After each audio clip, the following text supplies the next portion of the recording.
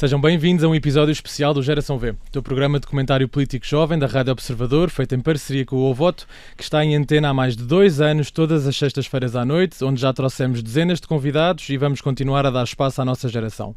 Hoje temos connosco a Clara de Sousa Alves, que é advogada e vem cá na qualidade de candidata à liderança da Juventude Social Democrata.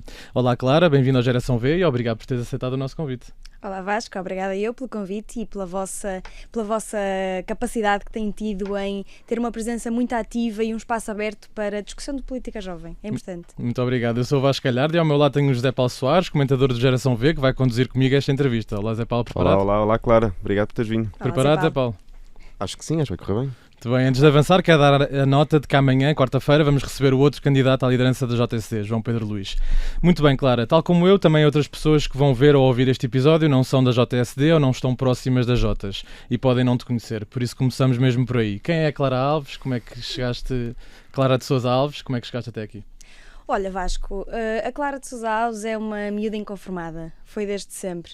Eu venho de uma pequena aldeia do concelho de Alfândega da Fé, do distrito de Bragança, e nunca me conformei com os obstáculos da vida. Sempre fui um bocado chata e um bocado inconformada e sempre a colocar questões. E a Clara vem aqui hoje como candidata também um bocadinho fruto desse inconformismo.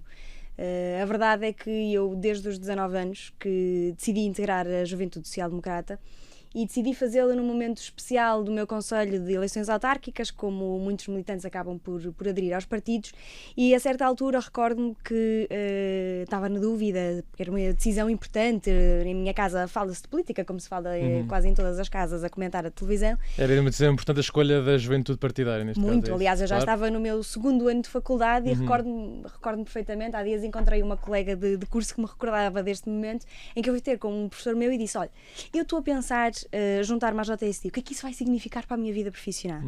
E na altura esse professor disse: não, vai significar aquilo que quiser que signifique, seja livre, vá, faça o que quiser. E eu acabei por decidir juntar-me também, porque como questiono muito, a certa altura eu pensei que tenho que parar de questionar e começar a construir soluções. E começar a construir soluções é por dentro, é a debater, é a apresentar propostas, é a apresentar soluções, e vi na JSD esse espaço para o fazer, e comecei a fazê-lo, a reativar a minha conselhia em Alfândega da Fé, mas depois a ter uma participação sempre ativa na Distrital de Bragança, e com isso tive a minha participação também cívica enquanto cidadã ao longo depois do meu percurso. Muito bem, Zé Paulo, passo-te a bola. Sim, e feito esta introdução, para os nossos ouvintes também poderem conhecer um bocadinho melhor, agora fazia-te a pergunta de porque é que te quiseste candidatar agora à presidência da JSD.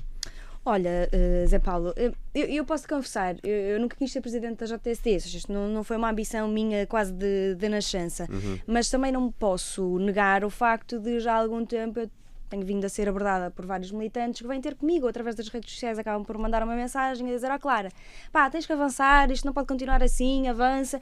Isso de alguma forma também me deixou um peso e uma responsabilidade muito grande, porque se por um lado havia muitas pessoas que se reviam em mim, um bocadinho na minha forma de estar na política, por outro lado, eu também tenho aquilo que são as minhas próprias convicções e aquilo que é a minha visão própria da JSD. Portanto, talvez a decisão mais confortável fosse eu não fazer nada e estar quietinha, porque tenho a minha vida profissional completamente orientada, mas decidi arregaçar as mangas e construir um projeto verdadeiramente diferenciador, que faça a diferença na juventude portuguesa e sobretudo na JSD.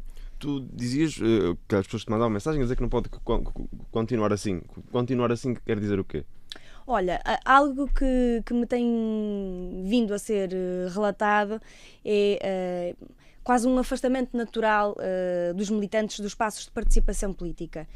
E quando, na altura, eu fui deputada na última legislatura e a certa altura decidi fazer uma coisa nas minhas redes sociais, que era todas as semanas lançar uma publicação que era o resumo da semana, onde eu contava e explicava muito daquilo que foi o meu trabalho político durante a semana. Isso gerou um engagement brutal, de malta a mandar-me mensagens sobre alguns temas que foram discutidos e foram debatidos, a dar uma opinião e dizer: nós gostávamos de fazer isto, gostávamos de ter esta discussão e não temos um espaço para o fazer. Portanto, às vezes a malta tende a resignar-se um bocado e quase a caminhar para o amorfismo. E esses militantes viam em mim esta capacidade de dar uma lufada de ar fresco e um abanão ao estado das coisas, que volto realmente a fazer da JSD o principal palco de participação política. Na JSD, como aliás nas juventudes partidárias, a normalidade é uma continuidade, não é? Portanto, o João Pedro Luís é secretário-geral da atual liderança. É, de certa forma, uma candidata da oposição, essa continuidade? Não acho que seja a palavra oposição, não acho que seja a correta. Sou de facto a candidata da mudança e não tenho qualquer pudor em dizer isso, com tudo o que isso traz de bom e de mau. Como é que avalias então o mandato do João Pedro Louro? Há 2 anos apoiaste-o, foste apoiante dele. Como é que passados 2 anos avalias? Com mais críticas, com mais louvores? Olha, com críticas e com louvores. Acho que houve muita coisa que a JSD fez bem, do ponto de nós temos aqui um mandato muito exigente do ponto de vista político, com várias eleições, e a JSD esteve sempre presente do ponto de vista pessoal, do ponto de vista da militância, até do reforço da militância. Há uma notícia até do Público que confirma precisamente isso.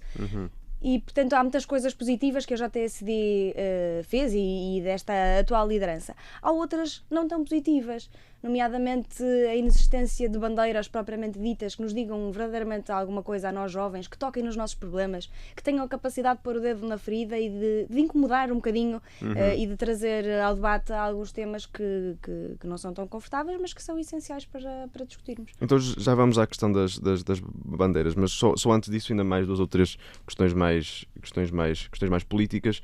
Tu de momento não és deputada, foste candidata no 3º lugar em Bragança e o PSD elegeu 2 deputados em Bragança. O facto de não seres deputada é uma fragilidade face à liderança atual? Não, de todo. Como é que queres comunicar com os militantes do PSD? Não seria mais fácil estar no Parlamento? Não seria mais fácil levar a mensagem da JSD ao Parlamento? Sim, não achas que dificulta a vida a uma presidente do JSD? Olha, o João Pedro Louro começou o seu mandato exatamente assim. Começou o mandato a não ser deputado. Não é verdade. E, portanto, nem acho que seja uma condição quase para o exercício da liderança da JSD, nem acho que traga qualquer tipo de handicap, porque no fundo o facto de exercer funções de deputada é uma materialização do pensamento da JSD. A par disso, a JSD precisa de estar presente, precisa de estar próximo dos seus militantes, precisa de estar próxima dos seus dirigentes, precisa de falar, precisa de ter espaço político, não só para o líder, mas também para a estrutura enquanto estrutura dos seus militantes, e acho que isso é importante. O que sabemos é que nenhum presidente vai ser deputado, não é? Sim, exato, sim, nisso estamos em igualdade de circunstâncias. Sim. Serás, se ganhares no fim de semana, uma presidente da JSD, a par com o João Pedro Louro, com o PSD no governo. Espera-se que durante todo o teu mandato que seja assim. É um desafio? É uma vantagem? E como é que contas lidar com isso? Significa uma falta de autonomia? Não, acho que não deve significar uma falta de autonomia. Acho que naturalmente temos de ter uma responsabilidade acrescida, somos do partido que suporta o governo, mas não é por isso que nos devemos silenciar. Muitas vezes confunde-se lealdade com silêncio. Acho que a JSD tem de manter a sua irreverência, tem de lutar pelas suas bandeiras, tem de lutar pelas suas propostas e pelas suas medidas que acham que fazem sentido e que farão a diferença na sociedade portuguesa, independentemente de sermos ou não governo. E, naturalmente não é por isso que temos que deixar de abdicar da nossa autonomia, porque a JSD é uma estrutura autónoma. Já agora, Clara, que balanço fazes destes 2 anos de governo? Faço um excelente balanço do ponto de vista das políticas juvenis. Acho que houve de facto aqui uma grande aposta naquilo que é a juventude portuguesa e nos vários desafios que nós encontramos e que de alguma forma já estão a ter até resposta por parte deste governo. Tem sido de facto incansável. Tu dizias que dizias que a JSD deve manter a sua irreverência, mas na prática serias capaz de dizer sobre o Primeiro-Ministro? Eu discordo. Olha, eu já fiz, eu acho que respondendo muito objetivamente, sim.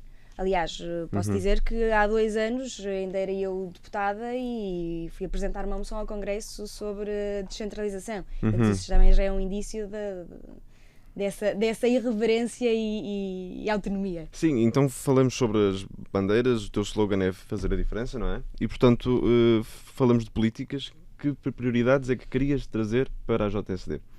Olha, a JTSD tem de voltar a falar dos desafios reais dos jovens. E eu, quando decidi avançar com uma candidatura, uma reflexão que não me sai da cabeça, que é o facto dos jovens estarem afastados da política e também eu tentar perceber através desta candidatura de que forma é que os podia voltar a integrar. E isso só se faz com uma participação. Por isso é que logo a seguir eu ter apresentado candidatura, decidi abrir uma plataforma de recolha de contributos e recebemos já 327 contributos, não temos tido mãos a medir, e que espalhou um bocadinho aquilo que são as preocupações e os desafios dos militantes e dos não militantes, porque a plataforma também era aberta a não militantes. E se houve algo unânime do ponto de vista de desafio, foi algumas questões internas, nomeadamente o método de eleição do presidente da JTSD, mas também do ponto de vista dos desafios reais. Por exemplo, da educação, da desadequação de competências, a questão da habitação, as dificuldades no processo de emancipação e muito também direcionado para questões de natalidade. Quanto ao método da eleição no Congresso da JSD, estarias disponível caso ganhasse a tentar que isso mudasse e que fosse uma eleição direta pelos militantes? Olha, isso foi uma reflexão que eu própria também comecei a ter a partir do momento em que me anunciei como candidata, porque, de facto, há vários militantes que chegam até mim e me dizem, não, isto tem que, de facto, nós queríamos participar e queremos participar, mas não podemos porque o método de eleição não permite e, portanto, estará até na minha moção de estratégia global essa proposta, porque acho que, de facto, quando chega, não podemos estar a pedir a participação dos jovens, mas depois quando chega o momento mais importante de uma estrutura que é a eleição do Presidente, dizemos, não, agora esperem lá porque o método vai ser um método indireto. Passando para as políticas que foste lançando, falaste sobre ensino, falaste sobre a habitação, falaste sobre a dificuldade de sair de casa dos pais, falaste sobre a questão da natalidade. Começaria pela questão do ensino. Como é que olhas para o ensino? Como é que olhas para as políticas do governo no caso do ensino? E como é que olhas para as questões mais prementes que têm aparecido no caso no ensino superior? Temos uma alteração do RGES que está agora a sair. Falámos o ano passado sobre a questão do potencial aumento das propinas e se calhar ficámos por aqui e vamos ter tempo para ir às outras. Sim, olha, deixa-me acrescentar aí outra questão que eu não te disse e que também para mim assume uma prioridade e acabou por se revelar e por se concretizar nas várias apresentações de candidatura que eu tenho feito pelo país inteiro, que tem a ver com a questão da segurança social. Ok.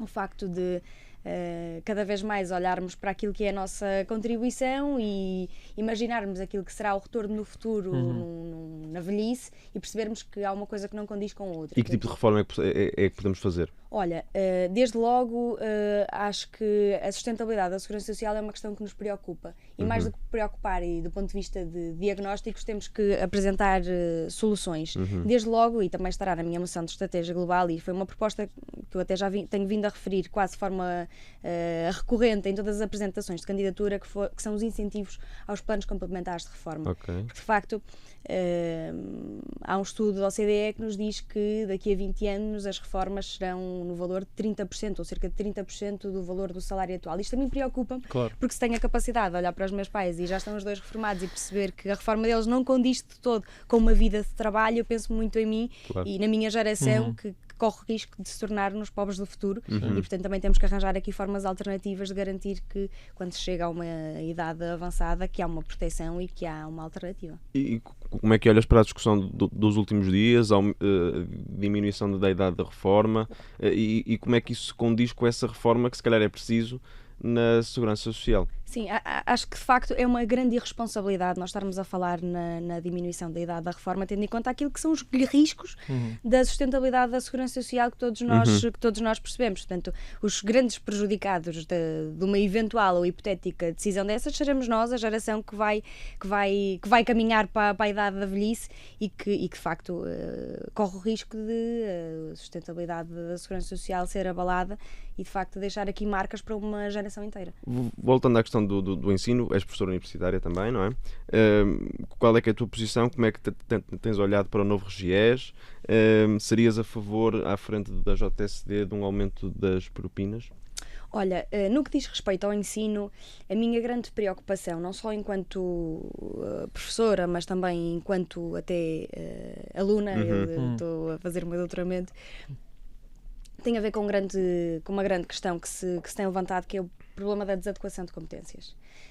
E que de facto espalha muito o facto facto do nosso ensino estar atrasado. O nosso processo formativo é o mesmo que há 20 anos e, entretanto, a sociedade evoluiu, o mercado de trabalho evoluiu e o processo formativo já não coincide com as necessidades do mercado de trabalho. E acho que a JST também pode apresentar aqui propostas para haver uma simbiose muito maior entre o ensino e o mercado de trabalho. Desde logo, se algo que também me preocupa tem a ver com a grande rigidez do nosso processo formativo e do nosso currículo, e acho que temos que abrir um bocadinho o sistema para permitir que haja uma maior, principalmente dos alunos do ensino secundário, que haja uma maior ligação à vocação, que depois permita escolher de forma consciente um curso que se adeque de facto àquilo que é e que são as necessidades do mercado de trabalho e da própria realidade de um estudante, e que hoje, no 9º ano, é uma decisão importantíssima que se toma, que curso ou que área é que se vai escolher, e muitas vezes sem a base e sem o conhecimento todo, não só da própria vocação, mas também da oferta formativa. E isso depois acaba por ser uma avalanche, e vou tocar aqui noutro tema que também é importante, que é a questão da saúde mental. Porque se nós temos uma desadequação de competências tão gritante, e há estudos que demonstram isso, ainda em 2022 saiu um estudo que nos dizia que 40% dos recém-diplomados são sobrequalificados. Isso para mim é um problema gritante que traz muitas frustrações pessoais, profissionais, e isso leva a problemas de saúde mental, e portanto acho que de facto tem de se pensar numa forma alternativa de garantir maior flexibilidade no ensino, aproximá-lo mais à área, às experiências de trabalho e, no fundo, à própria vocação individual. E nessa questão da rigidez e da vocação que falavas, como é que avalias o trabalho do Governo ao longo dos últimos 2 anos? Tem sido feita alguma coisa nesse sentido? Eu julgo até que foi anunciado pelo Ministro da Educação um estudo e uma análise sobre este problema da desadequação de competências, portanto é algo que de facto o Governo está atento. Sim, mas entretanto já passaram 2 anos, ou seja, sentes que o Governo tem trabalhado na área da educação como a JSD deveria gostar, ou a JSD devia ser mais dura nesse sentido? Boa parte dos militantes da JSD ainda são estudantes, não é? Sim. Não, acho que de facto também temos de ter aqui alguma responsabilidade na análise daquilo que tem sido o trabalho do Governo. Eu também não estou aqui para comentar o trabalho do Governo, mas tem havido um esforço muito grande em trazer algumas melhorias aos jovens, nomeadamente aos estudantes. Portanto, o Governo não está parado à espera que tudo aconteça do nada. Ainda sobre o Governo, és adjunta da Ministra do Trabalho. O tema do momento, o tema das últimas semanas é mesmo a lei laboral. Como é que avalias o impacto da lei laboral para os jovens? É algo que os jovens neste momento estão a precisar de mais flexibilidade?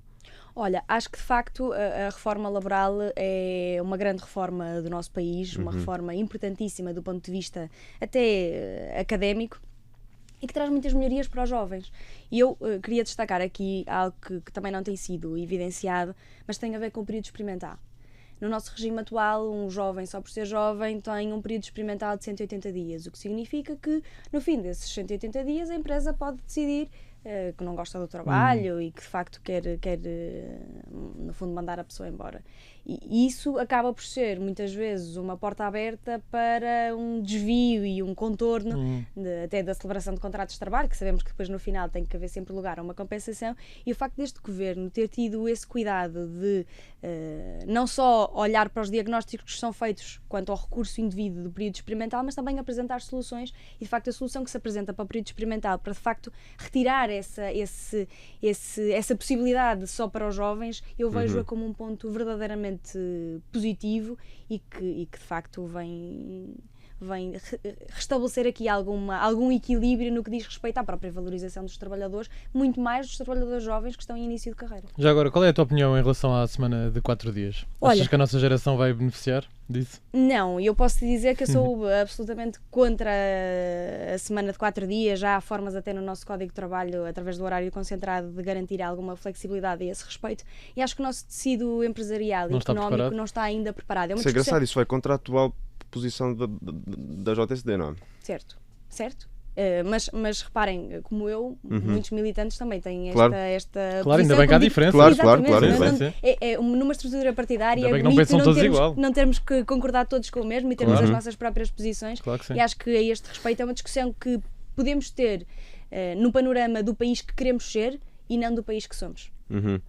Ainda sobre a questão da lei laboral e fazendo o papel de advogado do diabo, que faz parte, não é? Claro.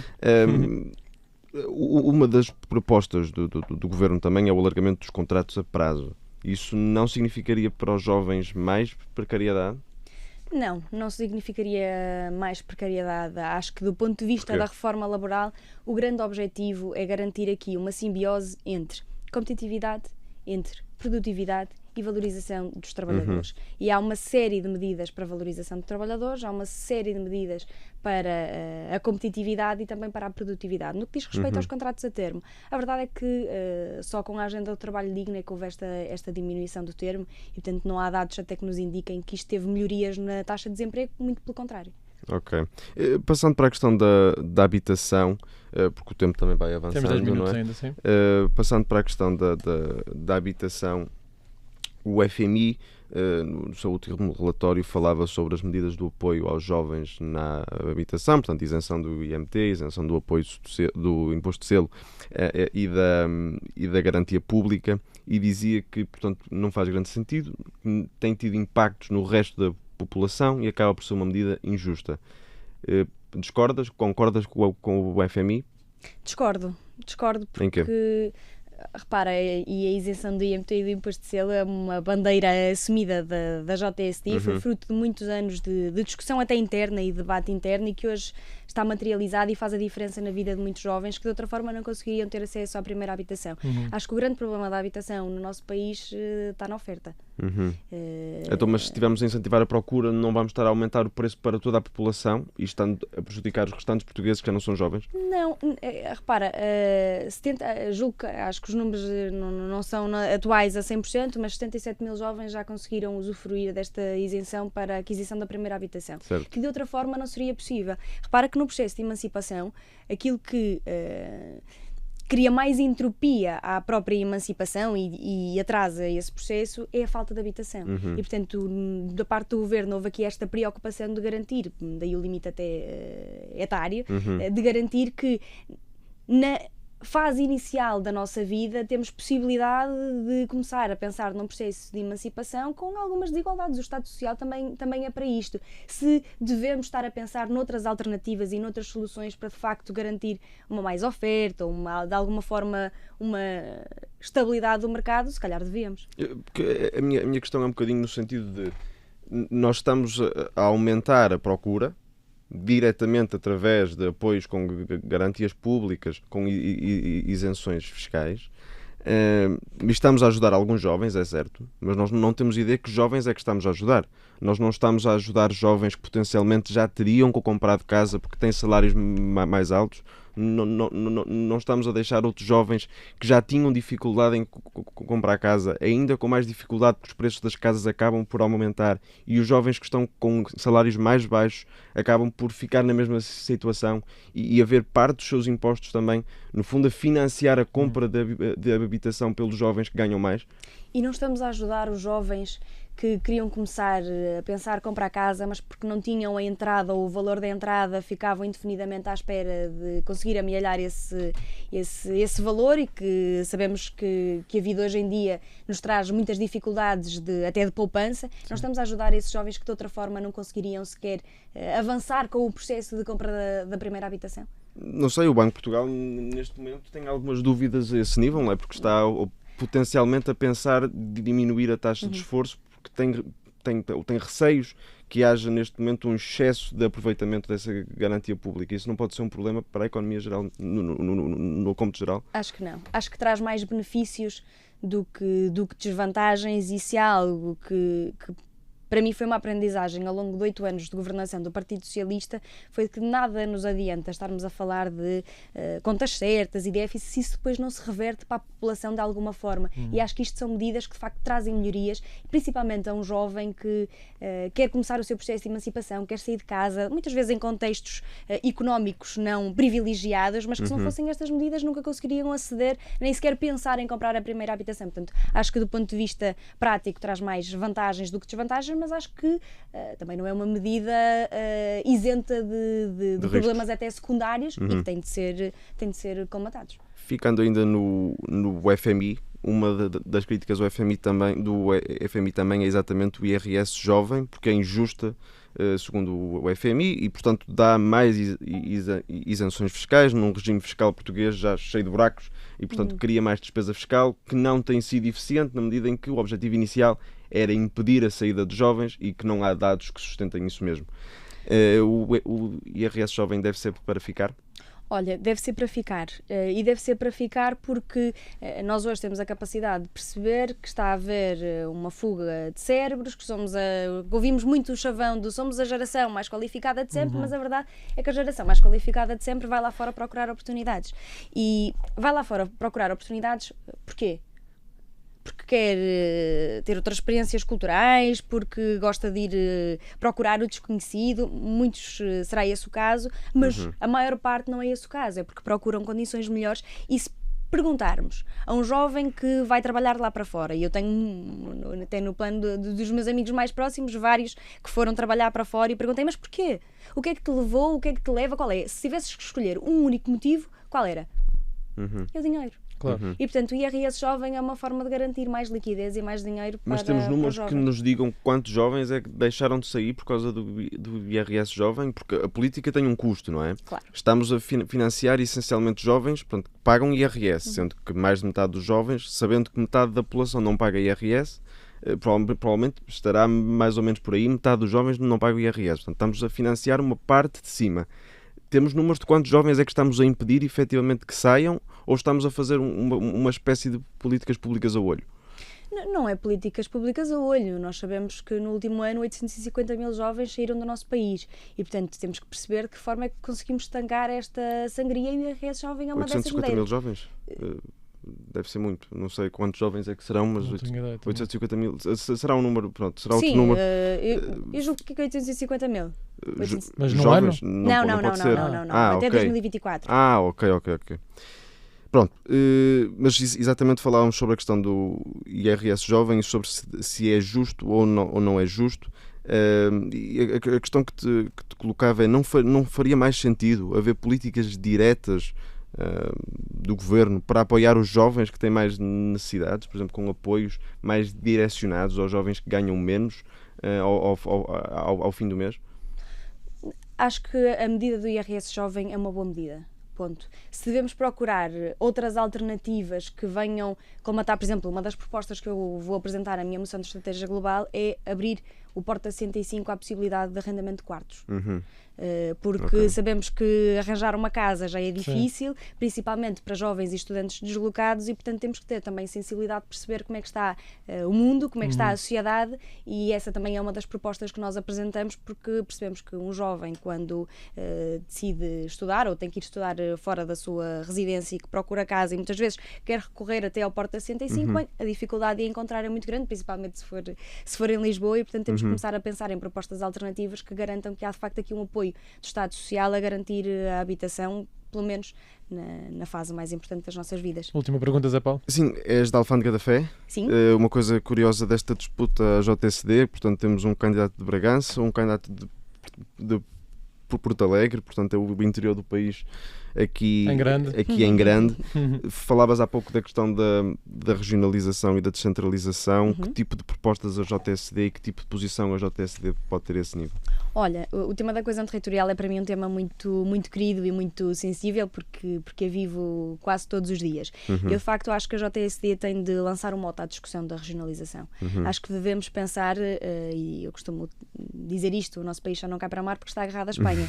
E portanto as desigualdades e o desequilíbrio é gritante, é visível, e portanto temos que pensar até que ponto não devemos pensar numa organização administrativa diferente que garanta aqui um equilíbrio. Eu não estou a dizer que a JSD tem que apresentar já uma proposta e uma medida para implementar a regionalização, até porque a nossa Constituição já prevê as regiões administrativas. Fazer a reflexão, não é? Mas acho que temos que fazer a reflexão, já muito passou desde a última reflexão que foi feita até enquanto país, do último referendo, e a JSD tem que ter espaços abertos internos que permitam de facto essa reflexão. Outra questão que eu também tenho pensado e que está relacionada com a questão da coesão territorial tem a ver com o sistema eleitoral. Okay. Eu já defendi estas duas matérias até no último congresso do PSD publicamente, e acho que olhando para a nossa sociedade, para a forma como ela está polarizada, conseguimos perceber que de facto há um grande distanciamento, principalmente nos territórios do interior, entre os eleitos e os eleitores.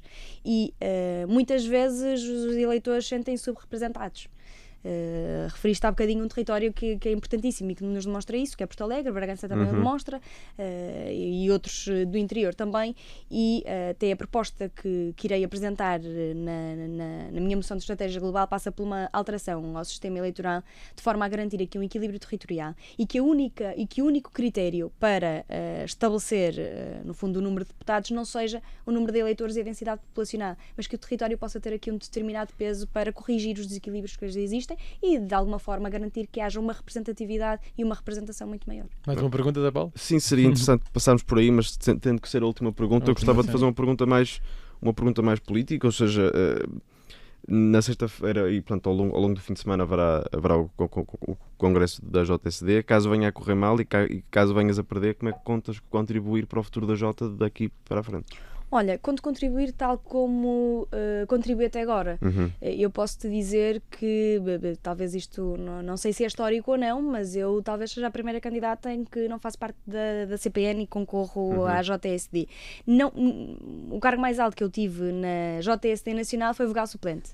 Portanto, e nunca, de forma alguma, senti a minha participação diminuída ou sem relevância, porque a participação depende de cada um de nós e daquilo que queremos contribuir, daquilo que queremos e do que queremos participar. E nisso, se eu sempre contribuí, sempre estive presente a vestir a camisola na JSD, não só nos processos eleitorais, mas também a apresentar propostas e medidas concretas, eu estarei, quer para a JSD, quer para o PSD, disponível dentro do âmbito daquilo que é a minha possibilidade pessoal e individual, mas sempre disponível para ajudar não só a JSD e o PSD, mas sobretudo o país e a juventude portuguesa. Muito obrigado, Clara. Do meu lado é tudo. Sim, tens um minuto agora para apelar ao voto dos militantes da JSD. Olha, Vasco, antes desse minuto eu gostava de agradecer a possibilidade de estar aqui hoje a apresentar e a falar sobre as minhas propostas e, de facto, acho importantíssimo para uma juventude partidária que a democracia ainda se verifique, e eu não tenho medo nenhum do escrutínio. Acho que a democracia se faz através do escrutínio e da transparência, e tenho muita pena que não consigamos estar aqui a ter um debate de ideias, de conteúdo, e, portanto,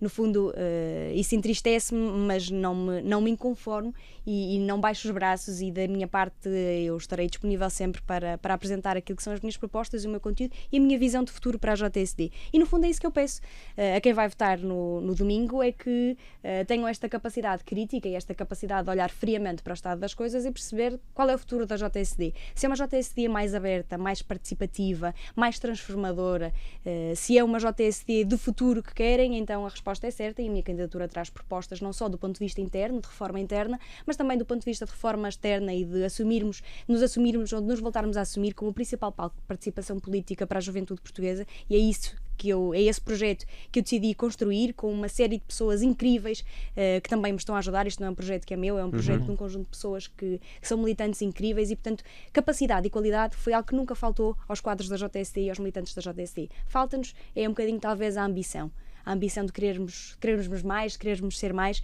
e é essa ambição e é essa coragem que eu trago, não só no meu slogan, mas também através desta candidatura, para de facto voltarmos a fazer a diferença, não só na JSD, não só no PSD, mas sobretudo na juventude portuguesa. Muito bem, o nosso tempo chegou ao fim. Muito obrigado, Clara, por teres vindo, de correr bem, até breve. Obrigada. Obrigado também a uma parceira de hoje, José Paulo Soares. Lembrar que voltamos amanhã com a entrevista a outro candidato, João Pedro Luís. O Geração V é uma parceria entre o Ovoto e a Rádio Observador. Podes ouvir-nos na rádio, em podcast e ver-nos em vídeo no YouTube. Eu sou o Vasco Galhardo, muito obrigado por estares desse lado, tudo a correr bem e até amanhã.